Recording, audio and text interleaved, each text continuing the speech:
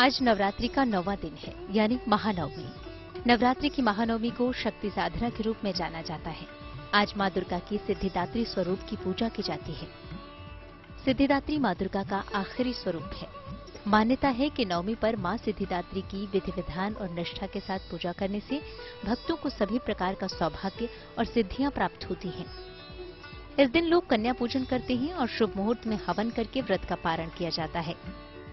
मां सिद्धिदात्री को चना, पूड़ी और हलवे का प्रसाद प्रिय है, इसलिए नवमी के दिन यही भोजन कन्याओं को भी खिलाया जाता है। मान्यता है कि मां दुर्गा की नौवीं शक्ति देवी सिद्धिदात्री की आराधना करने पर बुद्धि और विवेक बढ़ता है।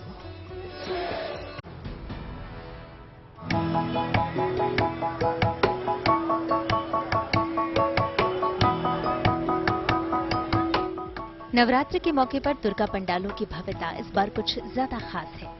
अलग अलग शहरों में अलग अलग थीम पर दुर्गा पंडाल बनाए गए हैं। ऐसा ही एक पंडाल उत्तर प्रदेश की राजधानी लखनऊ में बनाया गया है। इस पंडाल को अयोध्या के राम मंदिर की तर्ज पर तैयार किया गया है। तो इस बार ये एक सरप्राइज ही था, लेकिन ये है कि राम मंदिर बना, सब बहुत दूर दूर से लोग आके यहाँ देख रहे हैं। पहली झलक में पंडाल को देखकर राम मंदिर की अलौकिक तस्वीर उभरती है। भव्य मुख्य द्वार के साथ ही अलग अलग हिस्सों को सजाया गया है। राम मंदिर की थीम पर तैयार किए गए इस पंडाल में लोगों की भारी भीड़ भी उमड़ रही है। पंडाल के अंदर और बाहर खंभे बनाए गए हैं, जिनको सजाने के लिए उन पर नक्काशी भी की गई है।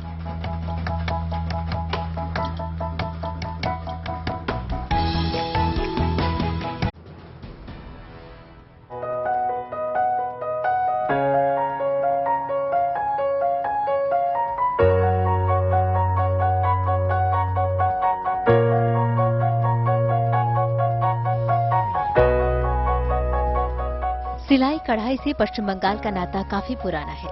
बेडशीट से लेकर बंगाली साड़ियों की धूम न सिर्फ देश में रही है, बल्कि विदेशों में भी है। बंगाल के इसी कल्चर को दिखाने के लिए कोलकाता में एक अनोखा दुर्गा पूजा पंडाल तैयार किया गया है। कोलकाता के इस दुर्गा पंडाल में अलग अलग तरह की सिलाई और कढ़ाई के नमूनों के साथ ही कई तरह के पुराने डिजाइन भी मौजूद हैं, जो बीते वक्त की याद ताजा कर रहे हैं। इसके अलावा सिलाई के प्राचीन तरीकों और उसमें इस्तेमाल होने वाली चीजों का प्रदर्शन भी पंडाल में किया गया है। इस पंडाल की सबसे खास बात है काथा सिलाई, जो न सिर्फ सिलाई का प्राचीन तरीका है, बल्कि बंगाल के गांवों और कस्बों में बसा वो कल्चर है जो अब कम ही दिखाई देता है। लेकिन इस दुर्गा पंडाल के जरिए उस प्राचीन तरीके को जिंदा करने की कोशिश की गई है।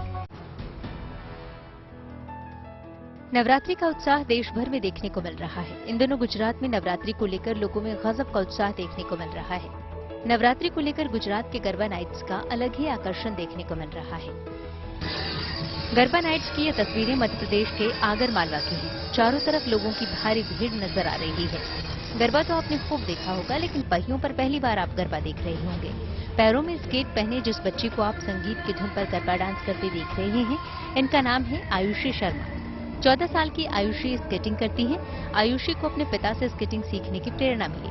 पैरों में स्केट पहने आयुषी इस गरबा नाइट्स में परफॉर्म करती नजर आ रही है। आयुषी डांस की भी शौकीन है, लिहाजा आयुषी ने गरबा डांस और स्केटिंग दोनों को एक साथ जोड़ दिया। गरबा नृत्य की अलग अलग मुद्राओं को करते हुए पहियों पर संतुलन बनाकर स्केटिंग करना बच्चों का खेल नहीं, लेकिन आगर मालवा की इस बेटी ने ये साबित कर दिया कि लगन और मेहनत के बल पर सब कुछ संभव है।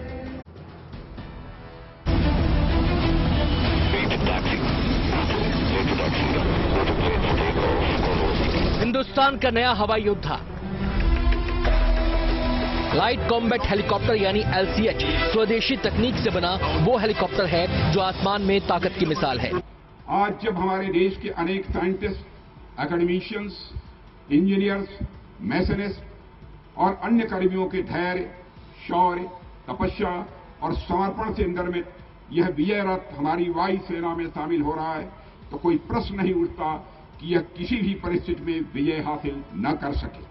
हिंदुस्तान एरोनॉटिक्स लिमिटेड ने युद्ध जैसे हालात में दुश्मन पर हावी होने के लिए इस हेलीकॉप्टर में अत्याधुनिक तकनीक का इस्तेमाल किया है। फिलहाल वायुसेना को 10 और आर्मी को 5 हेलीकॉप्टर मिल रहे हैं। आने वाले दिनों में सेना में इन हेलीकॉप्टरों की संख्या और बढ़ेगी। इससे एयरफोर्स और आर्मी को वो हवाई शक्ति मिलेगी जिसके सामने देश के दुश्मन घुटने टेक लेंगे।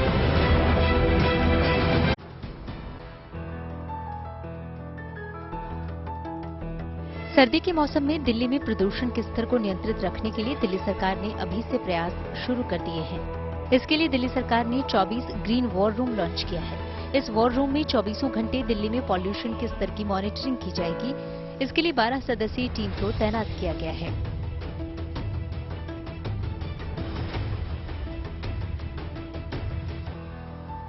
दिल्ली में प्रदूषण की समस्या से निपटने के लिए कई एजेंसियां काम कर रही हैं। ऐसे में ग्रीन वॉर रूम उन एजेंसियों के बीच समन्वय बैठाने के लिए भी काम करेगा। ग्रीन वॉर रूम में पड़ोसी राज्यों में पराली जलाने और खुले में कचरा जलाने से संबंधित सैटेलाइट डेटा का भी विश्लेषण किया जाएगा और उन समस्याओं को दूर करने की रणनीति तैयार की जाएगी।